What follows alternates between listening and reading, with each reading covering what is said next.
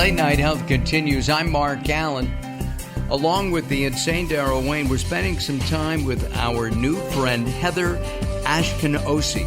And she has got a new book coming out. You can pre-order it at Amazon.com. The name of the book is Crystal365. And we're talking about how crystals can help you in your everyday life. And maybe we'll even talk about chocolate because she has a connection to some really outstanding chocolate. Which would you rather have in your daily life, Heather? Chocolate or a crystal?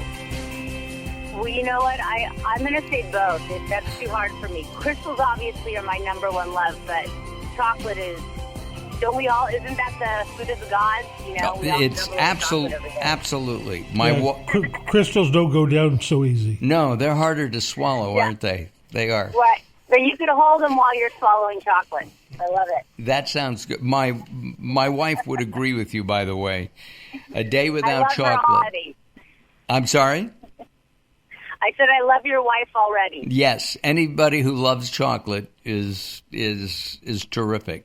Well, we'll have to get together because we are close, physically close, and that doesn't happen a lot.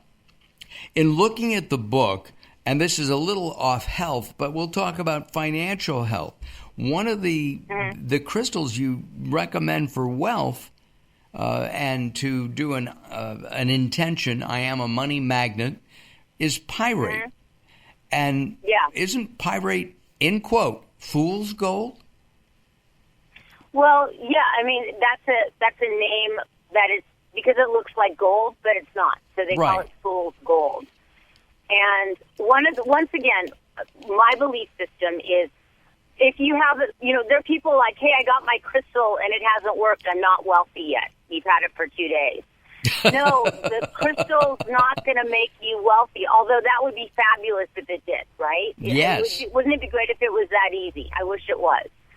However, what I love about crystals is they kind of tell you what they do. So when you look at pyrite, it looks like gold. And when you start having that energy around you and you start reprogramming yourself that I'm a money magnet, I'm going to attract some money, I'm going to do, you start setting goals. You start taking action. You have it around so it's a trigger and it reminds you, you know what, I am a money magnet. What can I do today to make that happen for myself in my life? Can I make some more phone calls? Can I put myself out there? Can I shift what I'm doing? So the crystal is a prompt. It's a alliance. It's a talisman. It's a source. But you are the one making it happen. It's not the crystal. Can you be of any religion and use crystals? Catholic, Jewish, Muslim, Buddhist, and I'm sorry for all the other thousands of religions that I've left out. Okay, in my belief system, crystals are a source of energy, but they're not the source. In my opinion, please, you always want to have your faith, your connection to God, to whatever word you want to identify. That's number one in my belief system. Mm-hmm. Crystals are something that you could hold while praying. Why? You're not praying to the crystal, although Mother Earth could use some prayers right now and please to the fires going off in the Palisades. But and I think that gets very confused in the conversation where people make this a religious conversation. This is not a religious conversation. Always connect to your connection. That's number one. If you want to have a crystal in your pocket or you want to hold one, go for it. But you're not praying to the crystal. Got it. Does that make sense? Yeah, no, that makes perfect sense. Okay. It's, as I said earlier, maybe a conduit. What kind of questions are asked of you when they come into when people come into your shop and say, I want a crystal for health or wealth or relationships? What are the most common questions that people ask, and what are the most common kinds of crystals do they buy?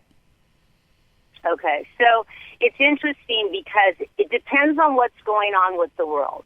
For example, when 9/11 happened, overnight, the number one crystal that we could not even keep in stock was black tourmaline. Okay? So this momentum of people being into minerals and crystals and the energy of the earth, this has been going on, and thank you for having me on, because this is a huge industry, and it's just mainstream is finally starting to talk about it, but this has been happening, and people, I mean, I've been in business 18 years, and it's not because no one's buying crystals, okay? Right. So black tourmaline was a number one crystal because it's a stone for protection, and people wanted to have that extra energy on them. And that was 9/11. What about today with, fires here in Southern California where we both live? Would that work for that as well? Once again, going back to the prayer conversation, I think prayers are really good for us right now, everyone.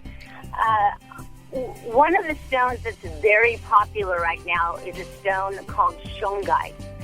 Shungite is making a lot of waves because it has this energy frequency of helping EMFs, and I don't know if you or your listeners of course are having that conversation. Of course. But listen, I tell you what we're going to do, Heather. Yeah. Just after the book comes out, just before Thanksgiving, you are coming back to the show. We're going to continue this as we get into the new year. The name of the book is Crystal365. Take a look at it and pre-order at Amazon.com. We have to go. I'm Mark Alyn, along with the insane Daryl Wayne. We thank Heather, and we continue here on Late Night Health. Don't go away.